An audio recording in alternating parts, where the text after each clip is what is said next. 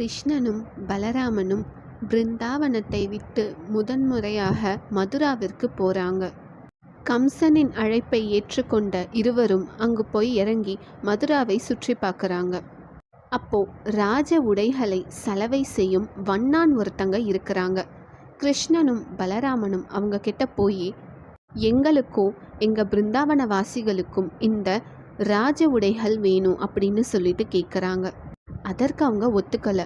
இது கம்ச மகாராஜாவிற்கு மட்டும்தான், உங்களை மாதிரி சாதாரண பசங்களுக்கெல்லாம் தர முடியாது அப்படின்னு சொல்லிடுறாங்க.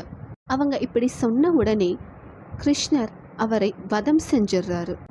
எல்லாரும் குழப்பம் அடைகிறாங்க. இந்த சின்ன விஷயத்துக்கா கிருஷ்ணர் அவங்கள வதம் செஞ்சாங்க அப்படின்னு சொல்லிட்டு.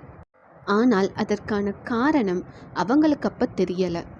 பகவான் கிருஷ்ணர் எதற்காக அந்த செயலை செய்தார் அப்படின்னா, முன்பு ராமாயணத்தில் ராவணனை அழிச்சிட்டு ராமனும் சீத்தையும் அயோத்தியா திரும்புகிறாங்க.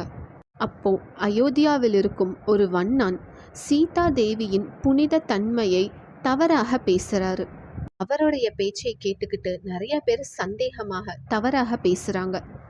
ராமபிரானுக்கு சீதா தேவியை பற்றி தெரியும். இருந்தாலும் எல்லாரும் நினைக்கிறது தவறு அப்படிங்கிறத புரிய வைப்பதற்காக சீதையை அக்னி பரீட்சை செய்ய சொன்னார்.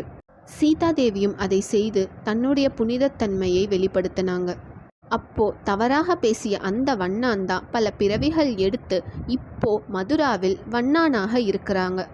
அந்த பிறவியில் செய்த தவறிற்காக தண்டனையாக பகவான் கிருஷ்ணர் அவங்கள வதம் செஞ்சாங்க. இந்த பிறவியில உண்மையை அறியாம தவறாக பேசியதால அவங்க பல பிறவிகள் எடுத்து அதற்கான தண்டனையை அனுபவிச்சாங்க. நன்றி, வணக்கம்.